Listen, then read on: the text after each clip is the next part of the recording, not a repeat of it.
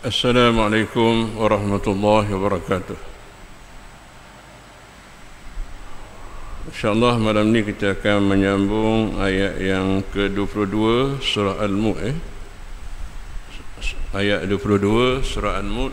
InsyaAllah sama-sama kita baca.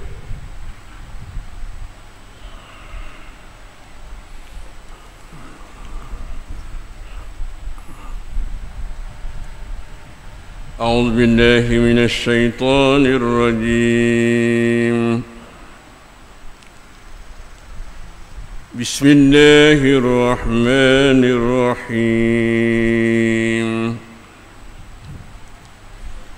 أفمن يمشي مكبا على وجهه أهدى أمن يمشي سويا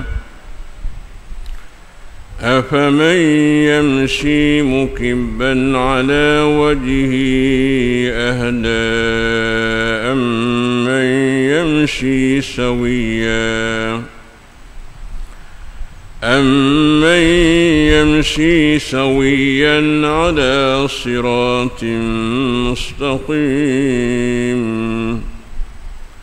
أمن يمشي سويا على صراط مستقيم صدق الله العظيم.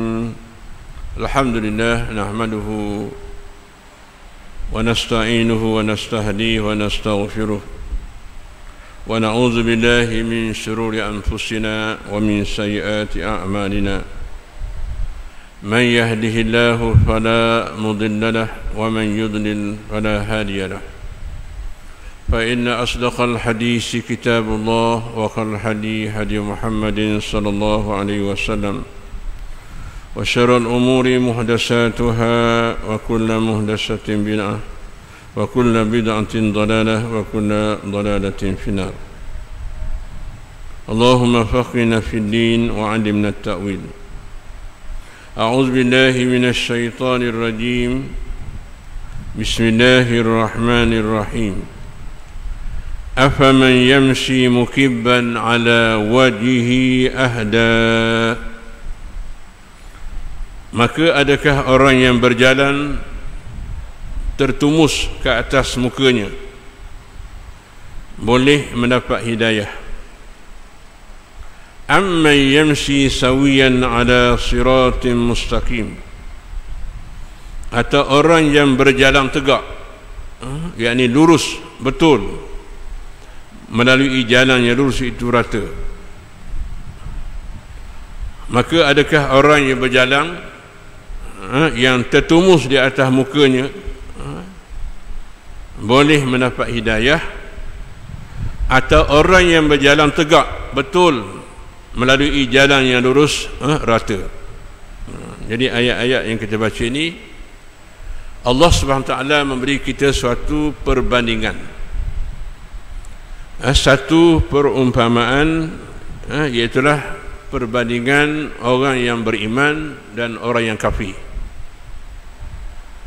Bezanya orang kafir dan orang mukmin, sebagaimana Allah memberi kita satu perumpamaan, satu perbandingan. Afaman yamshi mukibban ala wajhihi. Adakah orang yang berjalan yang terlungkup mukanya, atau berjalan di atas muka, yang mana dia berjalan tu di atas muka. Kita boleh bayanglah orang yang berjalan di atas muka. Macam mana kita nak bayangkan orang berjalan atas muka? Biasa berjalan di atas kaki, contohnya. Adakah mereka itu mendapat hidayah?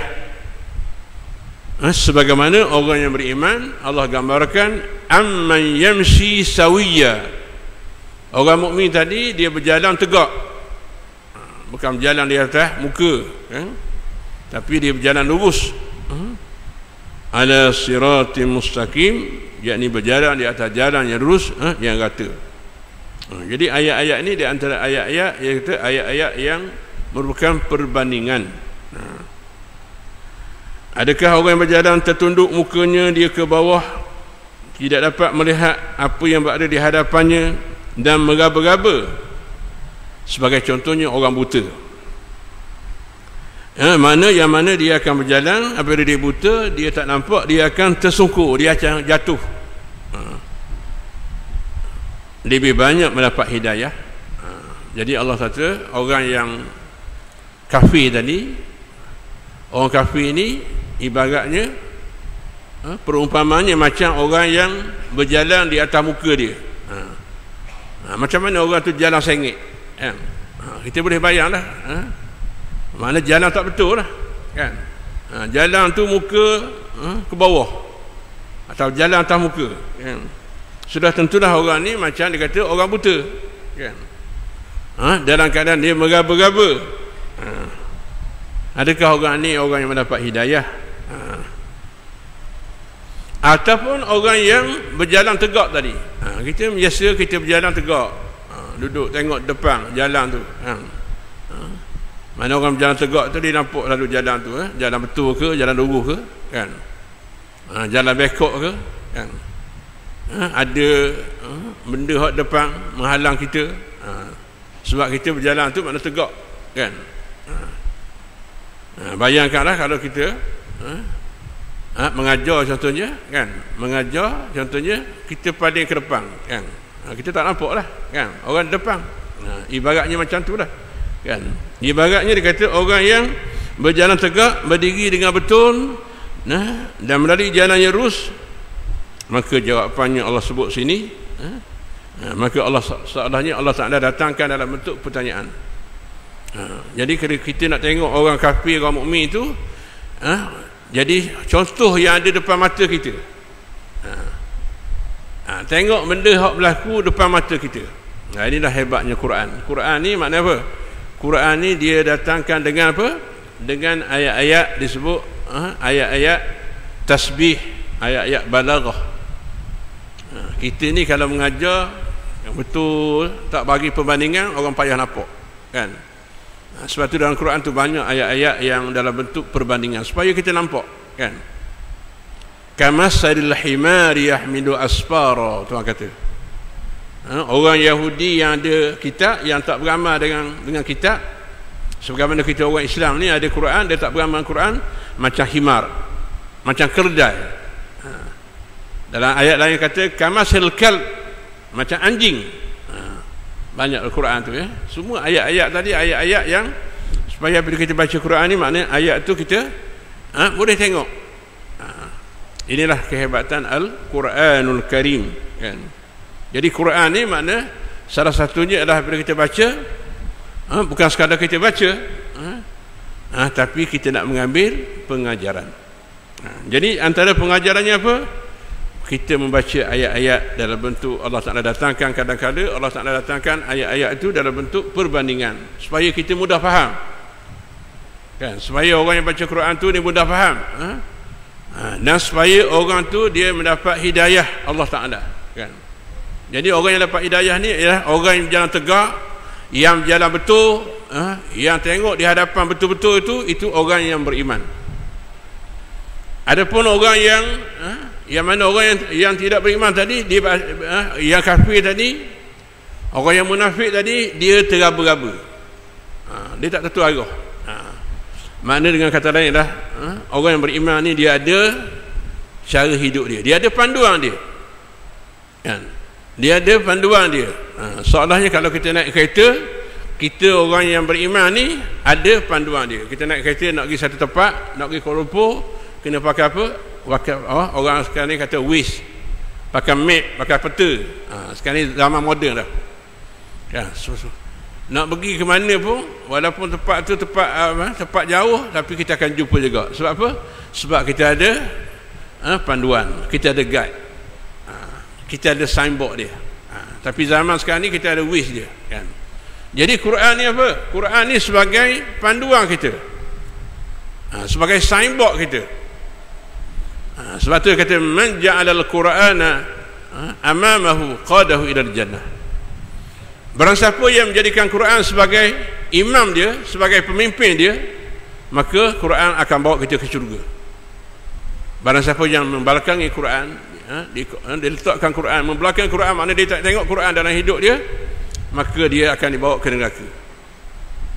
Jadi jelas ayat ini. Di mana ayat ini ditafsirkan oleh Qatadah, an Qatadah haddatsana Anas bin Malik anna rajulan qala ya Rasulullah kaifa yuhsyarul kafiru ala wajhi yaumal qiyamah qala alaysa alladhi amshahu ala rijlaihi fid dunya qadiran ala yamshahu ala wajhi yaumal qiyamah qala Qatadah bala wa izzati rabbina. Maksudnya apa?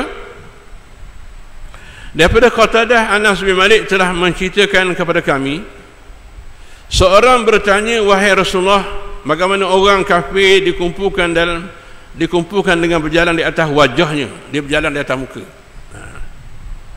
pada hari kiamat nanti. Macam mana orang kafir ni dia berjalan atas muka ya Rasulullah? Jadi sahabat tanya kepada Rasulullah sallallahu alaihi wasallam. Baginda menjawab, bukankah yang membuatnya berjalan dengan dua kaki di atas dunia mampu membuatnya berjalan di atas wajahnya pada hari kiamat? Rasulullah jawab, kalau mau tengok atas dunia ni, mau tengok ada yang berjalan di atas dua kaki, heran apa di hari kiamat nanti di atas berjalan di atas muka? Maka Qatadah menjawab, benar, demi kemuliaan Rabb kami. Ini antara bagaimana hadis ini mentafsirkan, menjelaskan tentang ayat yang kita baca ni, kan? Kerana ayat tadi Allah Ta'ala datangkan dalam bentuk perbandingan. Afaman yamshi mukibban ala wajhihi ahda amman yamshi sawiyan ala siratim mustaqim. Allah Ta'ala datangkan perbandingan. Tengok, kalau kita nak banding orang beriman dengan orang kafir tu, tengok cara berjalan. Orang jalan atas muka tu, itu bandingannya orang kafir. Orang berjalan tegak lurus tu orang beriman. Mudah faham, kan? Jadi sahabat-sahabat tanya lagi, bertanya kepada Nabi SAW, macam mana nak gambarkan orang berjalan atas muka ni, kan? Ya Rasulullah, kaifa yuhsyarul kafiru ala wajhi yaumal qiyamah? Sahabat tanya Rasulullah. Jadi sahabat ni di sini menunjukkan kepada kita bahawa Al-Quran, apabila Rasulullah mengajar kepada sahabat Nabi SAW, pertama sahabat ni dia bukan sahaja baca Quran, tapi dia cuba memahami ayat-ayat Al-Quran yang dibaca. Jadi pada zaman sahabat, guru yang menjadi guru kepada sahabat ialah Rasulullah. Maknanya terus kepada, sebab Al-Quran diturunkan kepada baginda Nabi SAW, kan? Al-Quran ni tidak akan difahami kalau sekiranya tidak ditafsirkan oleh baginda Nabi SAW. Sebab tu Quran apabila turun, yang menjelaskan, yang mentafsirkan adalah baginda Nabi SAW. Sebab tu dia kata ada Quran yang mentafsirkan Quran, ada Quran yang ditafsirkan oleh baginda Nabi SAW. Contohnya kalau kita Quran mentafsirkan Quran, macam mana Quran mentafsirkan Quran? Contoh kita baca, ihdinas siratal mustaqim, tunjukkanlah kami jalan yang betul, kan? Jalan betul macam mana? Siratal ladzina an'amta alaihim ghairil maghdubi alaihim waladdallin, jalan yang kau berikan nikmat ke atas mereka di kalangan nabi-nabi, rasul-rasul, para syuhada dan para salihin. Maknanya kadang-kadang kita baca Quran, kita boleh faham Quran dengan Quran mentafsirkan Quran.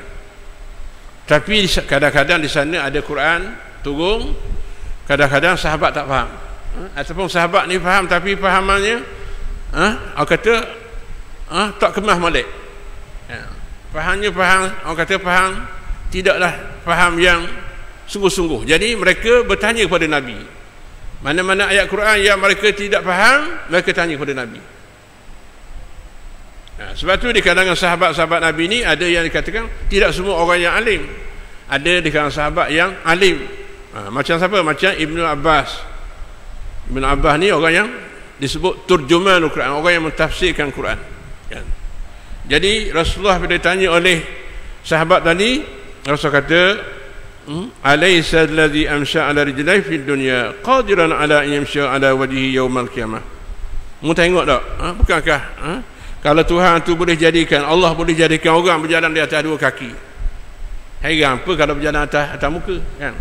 Kita tengok ada pertunjukan. Hari ni kita boleh tengok macam-macam pertunjukan, kan? Orang berjalan atas tali, kan? Berjalan dengan apa? Dengan muka, kan? Ada yang berjalan dengan jari.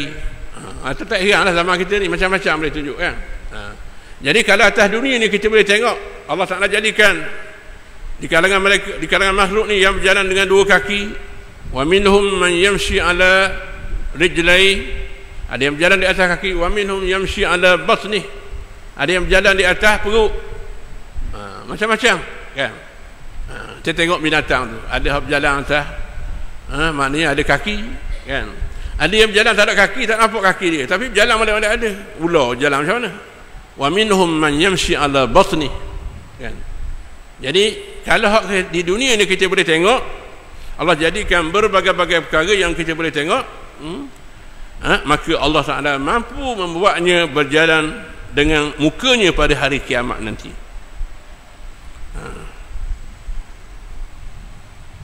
An Mujahid qawluhu mukibban ala wajhi qala fi dhalalah amman yamshi sawiyan ala siratin mustaqim qala haqqu mustaqim. Daripada Mujahid Allah Taala berfirman, yang tadi ayat kita baca tadi, afaman yamshi mukibban ala wajhi sampai akhir, kata Mujahid pula, apa makna? Yani orang yang merangkak dengan wajah tertelungkup, tumuh orang kata atas muka tu, dia berkata yakni berada dalam kesesatan. Maknanya di sini perbandingan. Allah Taala sebut ni bukan makna berjalan atas muka tu, tapi berbanding aja. Allah nak sebut orang kafir itu dalam keadaan sesat. Jadi apabila dalam keadaan sesat, makna mereka itu dalam keadaan berjalan meraba-raba, tak tentu arah, kan? Itu makna sifat orang kafir, kan? Sebab itulah pada hari kiamat nanti Allah sebut mereka akan berjalan di atas muka. Dalam surah Al-Isra ayat 97, Allah sebut dalam surah Al-Isra ayat yang sama, makna yang lebih kurang juga. Wa man yahdillahu fahuwal muhtad wa man yudlil falan tajid lahum awliya'a min dunih wa nahsyuruhum yawmal qiyamati ala wujuhim umyan wa bukman wa summa ma'wahum jahannam kullama khabat zidnahum sa'ira. Ayat 97 dalam surah Al-Isra. Dan siapa yang diberi petunjuk oleh Allah, makalah dia dapat petunjuk. Siapa yang dibiarkan sesat, maka tiada engkau dapati mereka pemimpin selain daripada Allah. Maknanya apabila Allah Taala beri hidayah tu, kita akan mendapat hidayah, kan? Barang siapa yang disesatkan, maka dia tidak akan mendapat petunjuk melainkan Allah Taala. Dan kami akan himpunkan mereka pada hari kiamat dengan muka mereka terlungkup. Ayat sama. Dalam ayat ni Allah sebut wa nahsyurum yaumal qiyamati ala wujhihim umyan, dalam keadaan mereka menjadi buta. Itu gambaran pada hari kiamat nanti. Orang kafir ni Tuhan butakan mata dia, Tuhan jadikan dia bisu, bukman bisu, summan pekak. Tiga sifat ni orang kafir. Pada hari kiamat nanti orang kafir ni Allah sifatkan mereka menjadi apa? Dikumpulkan dalam keadaan mereka itu buta, mereka dalam keadaan bisu dan pekak. Tiga sifat ni, tiga-tiga ada. Dah lah buta, lepas buta pula bisu pula, kan? Lepas bisu pekak pula. Maknanya kalau ada tiga ni, tiga penyakit ni payah lah, kan? Kalau dia buta saja, kan? Dia tak bisu tak pekak, boleh hajar lagi. Tak? Maknanya orang buta, banyak orang buta kadang-kadang dia lebih hebat daripada kita. Walaupun dia buta, mata buta, tapi mata hati tidak buta. Sebab tu ramai orang hafal Quran di kalangan orang yang buta. Hak kita hak celik ni tak boleh hafal Quran. Sebab apa? Sebab Allah beri kepada mereka mata hati. Maknanya dalam keadaan buta, kadang-kadang ada orang buta tu kadang-kadang lebih hebat pada kita. Kita ingat lagi ramai kan profesor-profesor hebat-hebat. Dulu ada seorang Profesor Ismail kan, buta mata dia kan, yang di UKM tu kan, hebat tu. Maknanya dia cerdik pada kita lagi. Walaupun Allah Ta'ala butakan dia. Maknanya kalau setakat buta tu mana okey lagi. Maknanya dia ni boleh menerima berbagai-bagai kemahiran kan. Kemudian bisu, kalau buta bisu tu ada lagi dia, makna dia dengar kan, boleh ajar lagi. Tapi Allah sifatkan orang pada hari kiamat nanti, orang kafir ini dalam keadaan buta, bisu dan pekak. Makna apa? Maknanya nak gambarkan bagaimana mereka ini digambarkan daripada hari kiamat nanti, pada mahsyar nanti mereka dikumpulkan untuk dihisab dalam keadaan mereka buta, bisu dan pekak, sebagaimana mereka dunia telah buta, tidak mahu melihat kebenaran. Sebab apa mereka buta ni sebenarnya? Sebab atas dunia ni mereka tak nak ikut Quran, mereka tak nak dengar Quran, mereka tidak mendengar ucapan baginda Nabi SAW. Maknanya kalau zaman Nabi ni, maknanya puak-puak ni dia tak nak dengar kan. Maknanya dia benci Quran kan. Kalau baca Quran pun dia tutup telinga kan. Zaman kita ini maknanya orang yang dia tak nak mengaji Quran lah, hidup dia ni tak ada. Sebab itulah kalau kita ni maknanya buta Quran, kita kena rasa bimbang lah, sebab kita nak bertemu Allah kan. Sepatutnya kita ni celik Quran kan, sebab pada hari kiamat nanti kita nak bertemu dengan Allah kan. Allah tanya kita, mu atas dunia dulu pandai tak baca Quran? Masa tu kita nak jawab kan, kan? Jadi sebab apa? Sebab orang yang buta tadi, sebab di dunia mereka sengaja butakan mata mereka. Mereka tak nak mengaji Quran kan. Mereka tidak mahu mendengar seruan agama dan perkara baik. Maka begitulah nanti di hari kiamat nanti mereka dikumpul dalam keadaan buta. Sebab tu Allah sebut ayat ni, di dunia ni Allah Ta'ala beri peluang kita kan. Allah turunkan Quran, kita mestilah sentiasa berdamping dengan Al-Quran kan. Kerana Quran lah yang menjadi pesaka yang Rasulullah tinggalkan kita. Rasulullah tidak tinggal banyak kan. Taraktu fikum amrain lan tadillu ma in tamassaktum bihima kitab Allah wa sunnati. Aku tinggal kepada kamu dua perkara saja. Rasulullah tidak tinggal kepada kita harta banyak, tamadun yang tinggi, tak ada. Tapi pusaka yang ada pada kita apa dia? Al-Quran kan?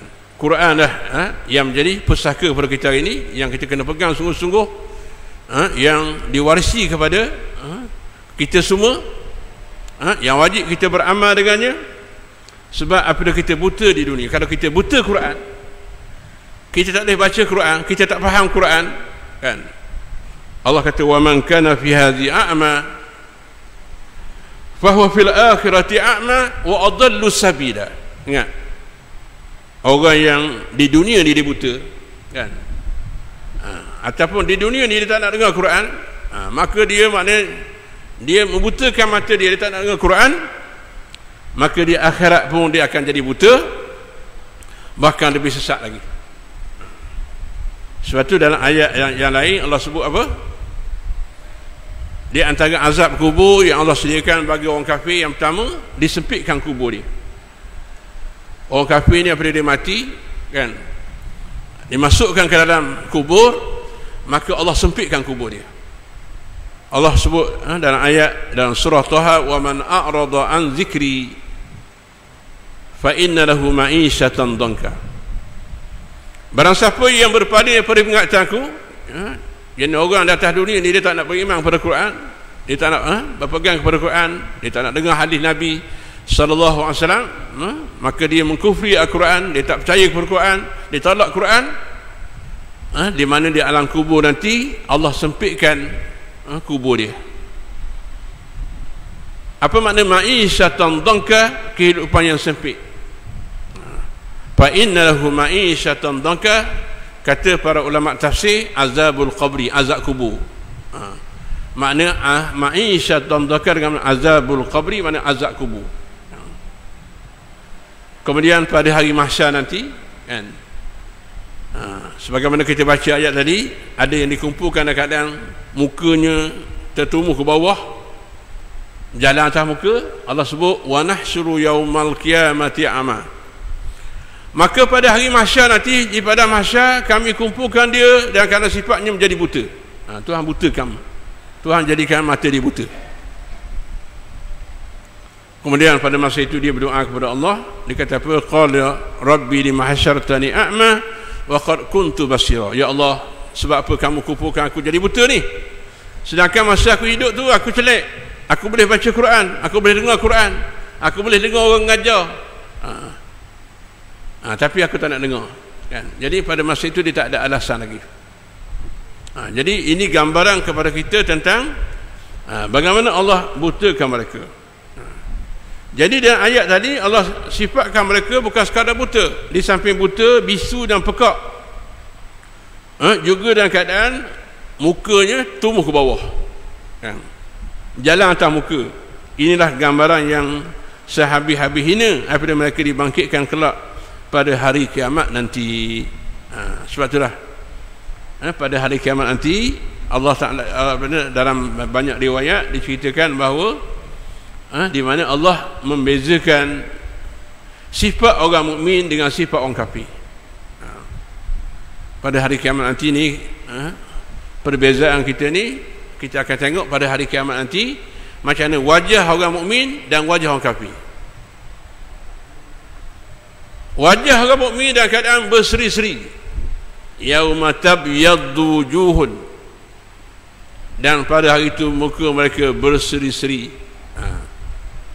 Sebab apa? Sebab orang beriman dia kata wujuhun yauma idzin nadhirah ila rabbiha nazirah, di mana muka mereka berseri-seri, sukanya mereka kenapa? Kepada Tuhan mereka melihat. Jadi dalam pendapat ahli sunnah wal jamaah, selain daripada nikmat syurga, nikmat yang paling agung, yang paling kemuncak nikmat itu apa dia? Selepas syurga ialah melihat Allah. Ini pendapat ahli sunnah wal jamaah bahawa itu di antara nikmat yang paling agung, yang paling mulia, di mana hamba-hamba Allah dapat melihat Allah. Itu disebut oleh banyak riwayat kan? Jadi melihat Allah Ta'ala itu dandanya wujuhun yawma idzin nadhirah ila rabbiha nazirah wa wujuhun yawma idzin basirah tazunnu an yuf'ala biha fakirah. Kemudian ada pula muka-muka yang bermasam muka, ada yang bermasam muka pula. Di sini juga para ulama mengatakan kalau orang yang beriman tu Allah serikan muka mereka itu putih, berseri, wajah mereka, itu tanda orang beriman. Orang kafir pula Allah kata wataswaddu wujuh, adapun orang kafir muka mereka dalam keadaan kehitaman. Jadi beza situ ya. Orang beriman ni muka mereka berseri-seri, bersih nampak, comel nampak. Orang kafir muka mereka hitam legam. Kan itulah setengah pendapat ulama kata inilah juga perbezaan di antara perbezaan orang yang berada di yang berpegang kepada akidah ahli sunnah wal jamaah. Orang yang berpegang kepada akidah ahli sunnah wal jamaah, maka mereka itu dah termasuk ayat tadi yaumatab yaddu wujuhun. Kata Ibn Abbas, orang yang berseri-seri muka mereka itu yang mana mereka di atas dunia ini mereka ialah orang yang berada di atas jalan yang betul, jalan mustaqim. Apa dia? Jalannya ialah akidah mereka adalah akidah ahli sunnah wal jamaah, bukan akidah sesat. Manakala wataswaddu wujuh, muka mereka hitam, ialah golongan yang sesat, golongan kafir. Itu antara ayat yang menjelaskan tentang perbezaan antara sifat orang mukmin dan sifat orang kafir. Dalam hubungan ini Al-Bukhari dan Muslim meriwayatkan daripada Anas radhiyallahu bahawa ketika Nabi sallallahu alaihi wasallam ditanya, wahai Rasulullah, bagaimana manusia berjalan di atas muka terlungkup? Jawab Nabi, Tuhan berkuasa menjalankan mereka di atas kaki dan juga menjalankan mereka di atas muka yang terlungkup. Maknanya Allah Ta'ala boleh berlaku, Allah Ta'ala boleh buat berlaku kan? Dalam ayat lain dalam surah Al-Qamar Allah kata, yauma yushabuna fin nari ala wujuhim zuqu massa saqar. Pada hari diheret ke dalam neraka, muka mereka terlungkup. Ini ayat ni menjelaskan bagaimana sifat orang kafir ni. Tuhan tarik, Tuhan perintah mereka ni tarik muka tu kan, humbang dalam neraka. Yauma yushabuna fin nari ala wujuhim zuqu, rasakanlah massa saqar, rasakanlah kamu neraka saqar ini. Sebab tu ada nama neraka, nama dia saqar, sim qahra, saqar tu nama neraka. Dalam ayat lain Tuhan kata, ma sadakakum fi saqar lam naku minal musallin. Apa mu masuk neraka saqar ni? Apa mu masuk neraka saqar ni? Salah satu nama neraka ialah saqar. Nama neraka tu ada jahannam, ada sa'ir, ada jahim. Maka nama neraka itu apa dia? Saqar. Saqar ni untuk siapa dia? Ma sadakakum fi saqar. Sebab apa kamu masuk neraka saqar ni? Jawab mereka, lam naku minal musallin. Dulu masa aku duduk atas dunia aku tak semayang, aku tinggal semayang. Maknanya masa Allah Ta'ala beri kehidupan dia tak pernah semayang. Mati hidup dia tu maknanya mati dalam keadaan dia tak semayang, dia tinggal semayang. Sebab tu pentingnya kita ni kan, kita ni kena jaga semayang ni kan. Sebab apa? Salah satu neraka Allah tempatkan orang yang tinggal semayang. Kemudian yang kedua, walam nakul nut'imul miskin, orang yang ada harta banyak tapi tak keluar zakat, tak sedekah, pitih banyak, sayang, bakhil, dia tidak tolong orang miskin. Yang ketiga, wa kunna nakhudu ma'al khaidin, aku ni duduk sekali dengan orang-orang hak cerita Nabi, cerita Islam, cerita Quran. Jadi dia masuk buat-buat tu. Jadi tiga golongan ni dia kata dia dimasukkan ke dalam neraka saqar. Jadi ayat-ayat yang kita baca ni menyatakan kepada kita bagaimana golongan tadi dimasukkan. Allah sifatkan makna ada dua perbezaan orang mukmin dan perbezaan orang-orang kafir. Maka sebab itulah Allah Ta'ala memberi kita peluang semasa kita hidup di atas dunia ini. Kita kena pilih apa? Kita kena pilih jalan yang betul. Jalan yang betul itulah jalan yang berasas pada Al-Quran kan? Jalan yang telah dipandu, yang telah dibimbing oleh baginda Nabi kita Muhammad sallallahu alaihi wasallam. Jadi apabila kita menjadikan Rasulullah sebagai kita kata sebagai model kita, sebagai petunjuk kita, sebagai contoh kita, sebagai Rasulullah ni sebagai orang yang menjadi contoh kehidupan kita, maka kita kena kasih kepada baginda Nabi kita Muhammad sallallahu alaihi wasallam. Sebab kita nanti kita akan dihimpunkan pada hari kiamat, dan kita minta supaya kita dihimpunkan bersama baginda Nabi sallallahu alaihi wasallam. Jadi kehidupan kita atas dunia ni bergantung siapa pemimpin kita, siapa hak kita nak ikut. Kita nak ikut pemimpin yang mengajak kita pada Al-Quran ke, atau kita nak mengajak kita kepada tinggalkan Quran. Kita boleh pilih. Sebab Allah Ta'ala dah bagi pada kita ni dua perbandingan tadi. Mungkin kena tengok orang beriman tu orang yang berjalan luruh, jalan cara hidup dia luruh.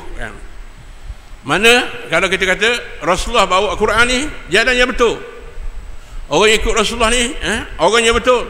Sebab tu sebut siratal ladzina an'ama Allahu alaihim minan nabiyyin. Kita kena ikut jalan Nabi. Was-siddiqin, para siddiqin. Was-syuhada, orang yang mati syahid. Was-salihin, dan orang-orang yang saleh. kita tak boleh jadi Nabi. Tapi sekurang-kurangnya kita boleh termasuk 3 golongan. Sama ada kita mati syahid, sama ada kita menjadi orang yang membenarkan ajaran Nabi kita Muhammad SAW, sama ada kita mengikut orang-orang yang soleh. Zaman kita ni Nabi dah tak ada dah, kan?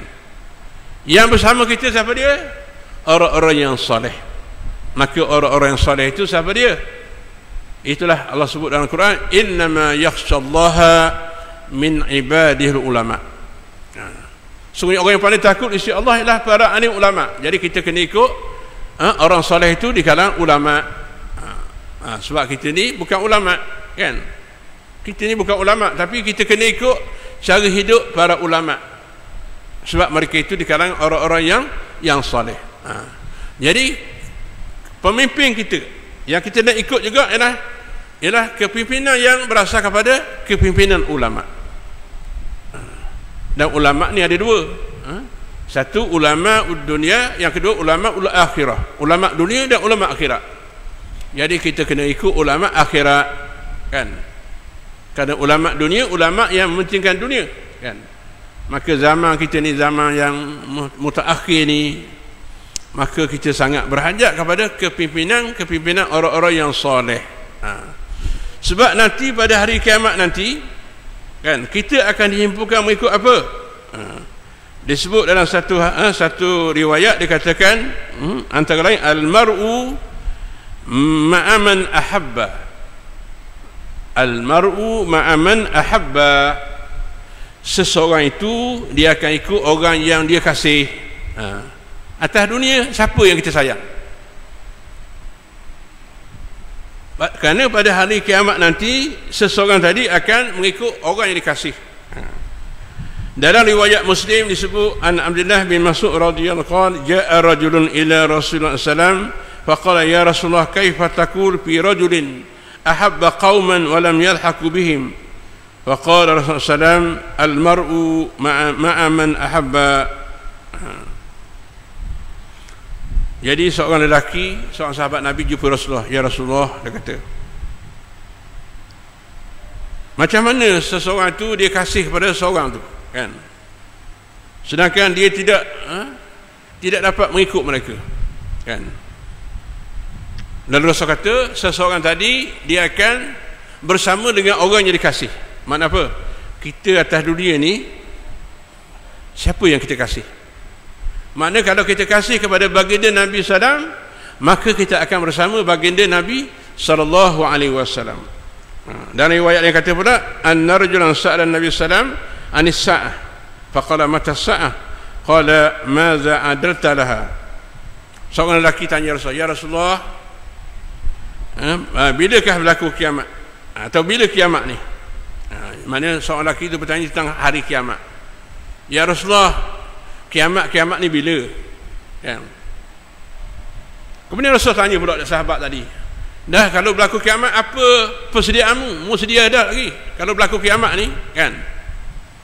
Kiamat ni ada 2 lah. Kiamat sama ada kiamat dengan makna kiamat sughra, kematian. Kalau kita mati, mu bersedia dah lagi. Yang kedua kiamat makna seluruh alam ni akan hancur. Itu makna kiamat juga, kan? Jadi apa yang kamu sediakan? Sahabat kata, la syai' illa anni uhibbullah wa rasulullah sallallahu alaihi wasallam. Ya Rasul, aku ni tak sedia apa-apa. Kalau berlaku kiamat ni aku tak ada bersedia apa-apa, kan? Kecuali satu je itu. Aku sayang, aku cinta kepadamu ya Rasul. Aku sayang kepada Allah, aku cinta kepada Allah, dan aku cinta kepada Rasul. Sahabat tu jawab, ya Rasul, dia kata, kalau ikut ni aku ni tak ada persediaan, tak amal pun tak banyak. Cuma aku ni sayang kepadamu ya Rasulullah. Aku kasih kepada Allah dan aku kasih kepada kamu ya Rasulullah. Sahabat tu jawab. Maka Rasulullah kata apa? Anta ma'aman ahbabta. Kamu bersama orang yang kamu kasih. Maknanya apa? Maknanya Rasulullah jamin sahabat tadi, kan? Daripada sahabat tu kata, ya Rasulullah, aku ni kalau berlaku kiamat lah, kan? Aku ni tak ada bersedia apa-apa. Cuma aku ni ada sifat dan diriku ni, aku sangat cinta kepadamu. Aku sayang kepada kamu ya Rasulullah SAW. Kata Anas, fa ana uhibbun nabi sallallahu alaihi wasallam wa Abu Bakr wa Umar wa arju an akuna ma'ahum bihubbi iyyahum wa illam a'mal bimisli a'malihim. Dalam hadis ini kata Anas pula, aku cinta kepada baginda Nabi sallallahu alaihi wasallam, aku cinta kepada Abu Bakar, aku cinta kepada Umar, dan aku memang cinta kepada mereka. Jadi aku bukan setakat sayang kepada Rasulullah, aku sayang kepada Abu Bakar, aku sayang kepada Umar, aku sayang kepada Uthman, aku sayang kepada Ali, walaupun amal aku ni tidak sama dengan mereka. Maknanya nak banding amal kita dengan kalau zaman sahabat tu, Anas ni sahabat dah. Anas kata, ya Rasulullah, aku sayang padamu, aku sayang kepada Allah, aku sayang kepadamu ya Rasulullah, aku sayang kepada Abu Bakar, sayang kepada Umar. Walaupun amalan aku nak banding dengan Umar, Abu Bakar ni tak padang, jauh beza kan. Apatah lagi kita ni kan, kita ni bukan zaman sahabat, kita ni berapa tabi'in lah kan. Tapi yang penting adalah tadilah kita kena sayang kepada baginda Nabi sallallahu alaihi wasallam. Maknanya di sini menunjukkan kepada kita bahawa pada hari kiamat nanti seseorang tadi akan dihimpunkan bersama orang yang dikasih. Sebab tu dalam dalam Al-Quran Allah sebut Allah sebut orang yang masuk syurga bersama rombongan dia, orang yang masuk neraka bersama rombongan dia. Makna apa? Makna kita ni ada geng lah. Kalau kita ni geng-geng masjid ni, mudah-mudahan kita doakan kita ni adalah golongan yang masuk syurga bersama geng masjid. Contohnya, ini contoh sajalah kan. Maknanya kalau puak-puak hak duduk buat maksiat, yang mana kita kata yang duduk dalam kuih, dalam tengah sembah tok pekong tu, dia bersama puak-puak dia lah. Tapi kita di masjid ni kita mengabdikan kepada Allah, kita beriman kepada Allah, kita termasuk dalam golongan yang dihimpunkan bersama orang beriman. Sebab itu dalam Quran ada satu surah dinamakan surah Az-Zumar. Az-Zumar, Zumar mana apa? Zumar perkataan zumrah. Zumrah makna kumpulan. Bahasa mudah kita ni geng lah. Surah ada satu surah nama dia rombongan, nama dia kumpulan. Maknanya surah ni Allah namakan surah Az-Zumar. Sebab apa? Sebab kita masuk syurga nanti bersama kumpulan kita. Puak-puak kafir masuk neraka bersama kumpulan mereka. Wasiqal ladzina kafaru ila jahannam zumara. Maka dibawalah orang-orang kafir bersama rombongan mereka ke neraka Jahannam. Itu disebut zumara. Pada akhir surah Zumar tu Allah ceritakan ayat kumpulan neraka, kumpulan syurga. Wasiqal ladzina kafaru ila jahannam zumara hatta idza ja'uha futihat abwabuha. Sehingga sampai dekat neraka tadi dibuka pintu neraka. Jadi apabila sampai dekat pintu neraka, dibuka pintu neraka, maka ditanya, wasiqal ladzina kafaru ila jahannam zumara hatta idza ja'uha futihat abwabuha wa qala lahum khazanatuha alam ya'tikum rusulun minkum yatluna 'alaikum ayati rabbikum wa yunzirunakum liqa'a yawmikum hadza. Bertanya penjaga-penjaga neraka tu, tak datang kepada kamu, alam ya'tikum rusul, masa zaman dulu ada tak nabi-nabi rasul-rasul datang kepadamu mengajar?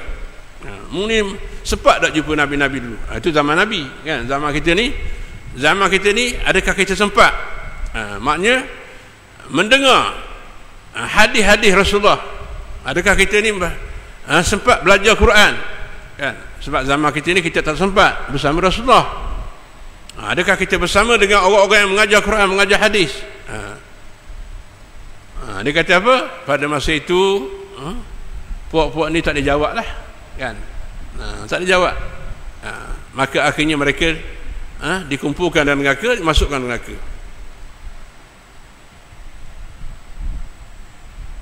Kemudian Allah ceritakan pula selepas tu, lepas Allah cerita tentang kumpulan masuk neraka, lepas pada ayat tu Tuhan ceritakan pula tentang syurga pula.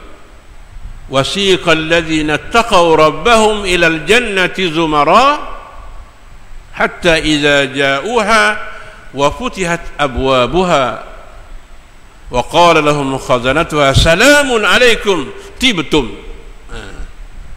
Dan dibawa pula kumpulan ahli-ahli syurga bersama kumpulan mereka, geng-geng mereka pula, sampai kat pintu syurga. Wa futihat abwa, dibuka pintu-pintu syurga, maka berkata penjaga-penjaga syurga, kata malaikat yang jaga syurga, salamun alaikum tibtum fadkhuluha khalidin. Jadi malaikat ni sambut ahli-ahli syurga, bagi salam, salamun alaikum tibtum, hari ni kamu dalam tempat yang terbaik. Allah sediakanlah tempat-tempat yang terbaik bagi kamu. Jadi menunjukkan kepada kita bahawa di mana kumpulan kafir bersama dimasukkan bersama kumpulan kafir. Orang kafir ni dia ada kumpulan dia ada puak-puak dia, dan orang-orang yang beriman bersama kumpulan mereka. Sebab tu dalam ayat lain Allah sebut usyurul ladzi, kumpulkan mereka, wa azwajahum, dengan kumpulan-kumpulan mereka, dengan geng-geng mereka kan. Jadi itu antara ayat-ayat yang kita baca ni, sebagaimana kata Qatadah lagi, yamshi sawiyan ala sirati mustaqim, qala al-mu'min amila bi ta'atillah fayahsyurullah ala ta'atihi. Maka ditafsirkan lagi ayat tadi, apa makna yamshi sawiya. Daripada Qatadah, Allah berfirman orang yang berjalan tegak betul melalui jalan yang lurus, kata dia berkata dia adalah orang yang beriman yang beramal kerana taat kepada Allah SWT, dan Allah Taala mengumpulkannya kerana ketaatannya kepadanya. Akhirnya sekali kita lihat tak ada buah ayat ni. Yang pertama, tanpa petunjuk Allah Taala seluruh urusan kehidupan akan menjadi terumbang-ambing. Kesesatan dianggap petunjuk, yang salah dianggap benar, yang baik disangka buruk, dan sebaliknya. Jadi kita ni di akhir zaman ni, orang yang tak ada petunjuk Quran ni dia suka nak beza. Dia kata di akhir zaman akan timbul kumpulan Ruwaibidah. Yang mana Ruwaibidah makna apa? Makna orang yang disebut apa? Yang mana yusaddiqu bihil al-kha'in wa yukadzibuhil al-amin. Makna apa? Makna orang tu yang orang jahat, kita percaya dia kan. Orang yang khianat pakat percaya kepada dia. Orang yang baik-baik dia anggap jahat. Ini zaman di akhir zaman. Sebab apa? Sebab kehidupan kita berkecamuk kan. Maknanya tu umbang-ambing, tak tahu pakar. Tapi orang yang beriman, orang yang berada atas jalan yang betul, dia ada di atas jalan Al-Quran tadi, di atas jalan berpandu kepada hadis-hadis Nabi SAW, itulah orang yang benar.